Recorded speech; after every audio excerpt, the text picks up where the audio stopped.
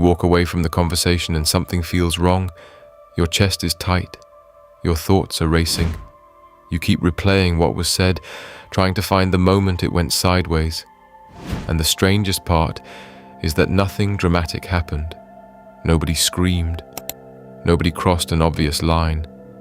There was no single moment you could point to and say, that was the attack.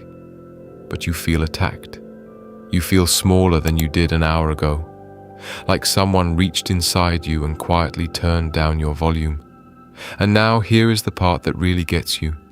The other person seems completely fine, unbothered, maybe even cheerful, like the interaction that left you spinning for the rest of the day barely registered for them at all. You are not imagining it. You are not being oversensitive. What just happened to you has a name. It has a mechanism. And once you understand that mechanism, not just intellectually, but at the level where it actually changes how you move through the world, that person will never have that kind of access to you again. Carl Jung spent decades studying this dynamic, not in the language of toxic people or red flags or manipulation tactics, in the language of the psyche, in the language of shadow and projection, and the unconscious forces that drive human behavior in ways most people never stop to examine. And what he found was this: the toxic person in your life is not operating from cruelty. They are operating from terror. And the reason they have power over you specifically is not a coincidence. It is a psychological signature. And the moment you understand what that signature means, everything changes. This is what Jung actually said. And by the end of this, you may never see these dynamics the same way again. To understand why certain people behave the way they do and why they seem to target certain others, Jung believed you first have to understand a concept he called the shadow. Every human being develops a shadow, not a malicious one necessarily, a necessary one. From the earliest years of your life, you learned which parts of yourself were welcome and which parts were not. You learned what got you love and what got you rejected, what was safe to express and what had to stay hidden. Over time, the parts that were not welcome did not disappear. They went underground, into the unconscious, where they kept living, kept accumulating energy, kept pressing against the surface of everyday behavior without the person ever quite knowing why. Jung called this material the shadow, and the shadow, he believed, is the single most powerful driver of toxic behavior in human relationships. Here is how it works. A person who has never examined their own shadow, who has never turned around to face what they buried, will do what the unexamined psyche always does. They will project it. They will take everything they cannot bear to see in themselves and see it instead in the people around them. The person who constantly accuses others of lying is almost always hiding something they cannot admit to themselves. The person who attacks your competence is carrying a deep terror about their own inadequacy. The person who needs to control everyone around them is managing an inner world that feels completely out of control. This is not an excuse for their behavior. It is a diagnosis of it, and a diagnosis is useful because it tells you exactly what you are actually dealing with. Jung identified something specific about the people who tend to attract the most toxic behavior from others, and it has nothing to do with weakness. It has to do with light. Jung believed that the shadow is always drawn toward its opposite, that people who carry a great deal of unconscious shame are instinctively drawn to people who radiate a kind of easy self-possession, people who are naturally warm, open, empathetic, and genuine, not because they admire those qualities, because those qualities represent everything the shadow cannot tolerate. When someone with a large, unexamined shadow encounters someone who is genuinely open and warm, something happens in the unconscious that Jung described as a trigger. The shadow recognizes in that person what it most fears and most desires, the freedom it never allowed itself, and it responds with the only tool it has: attack. This is why the kindest, most emotionally generous people in any room tend to attract the most difficult behavior from the most damaged people in that same room. It is not a punishment for being good. It is a psychological law. Shadow seeks light, not to be warmed by it, but to extinguish it. Once you understand that, one of the most painful questions you have probably asked yourself dissolves completely. The question of why me? Why do I always seem to end up in these dynamics? Why does this keep happening? It keeps happening not because something is wrong with you. It keeps happening because of something right with you that an unexamined shadow finds intolerable. Now here is the part of Jung's framework that changes everything practically, not just philosophically. Jung believed that the toxic person's behavior only has power over you to the extent that it touches something unexamined in your own psyche, your own shadow. This is the part most people resist, because it feels at first like being told that the toxic person is your fault. It is not even close. But Jung was precise about this distinction. He said there is a difference between being wounded by someone and being controlled by them. Being wounded requires only that they behave badly. Being controlled requires that their behavior finds an unhealed place inside you to attach to.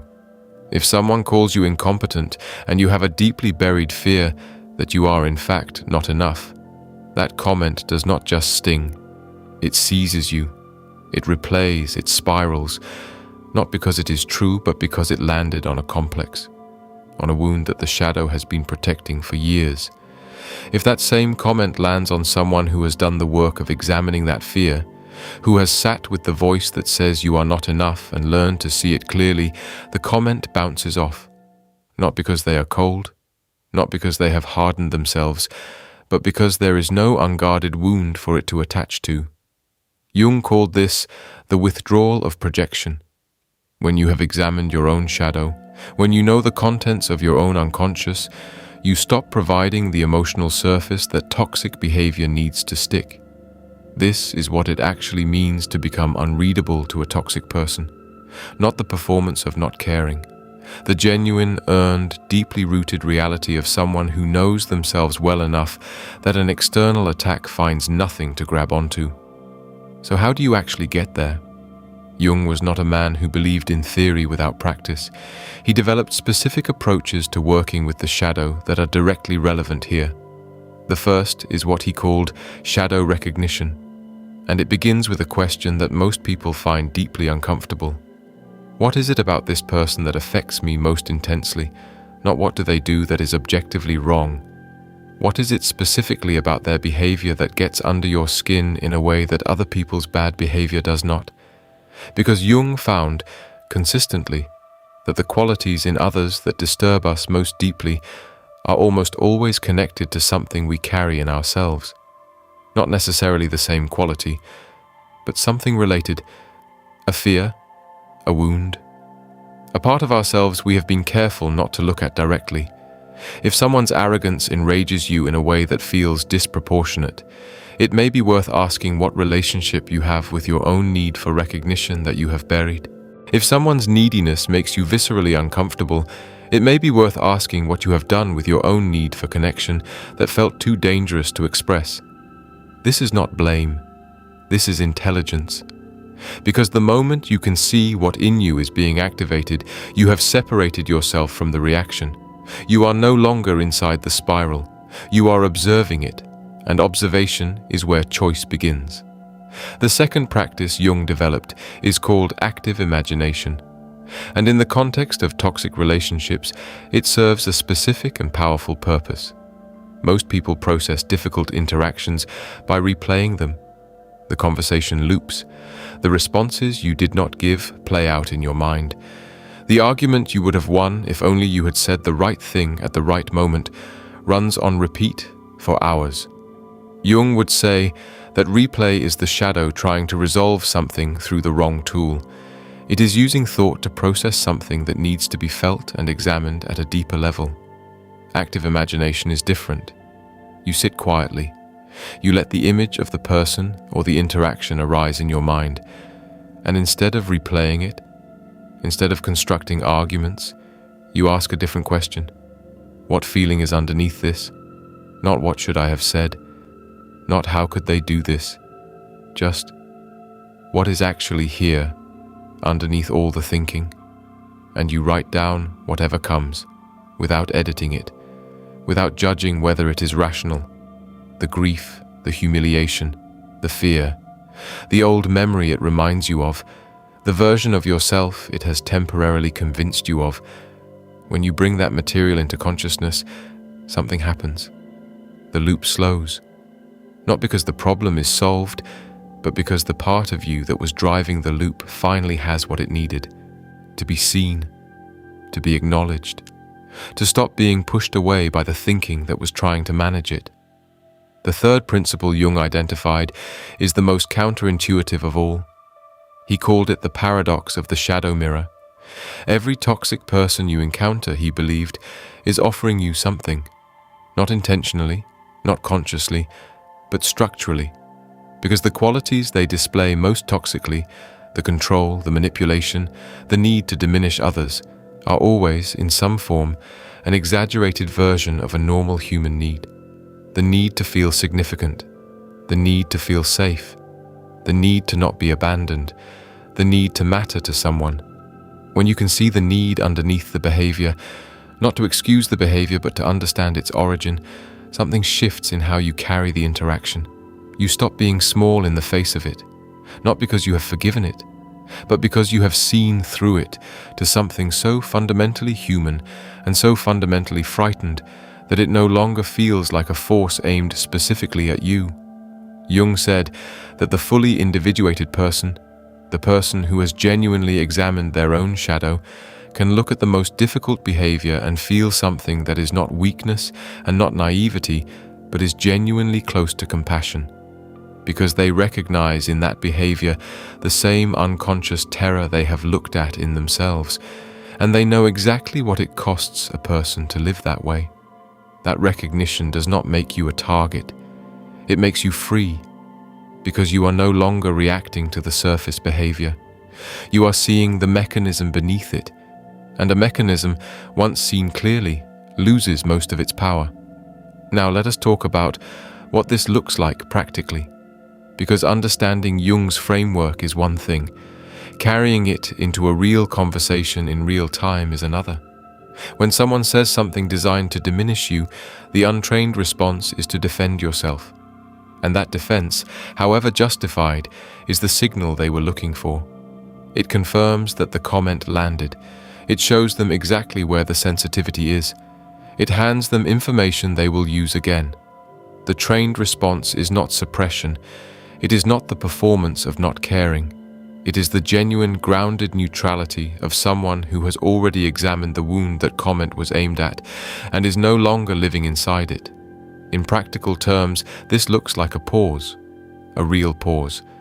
2 or 3 seconds of silence while you feel into what is actually happening, and then a response that does not come from the reactive ego, but from the steadier, clearer place underneath it.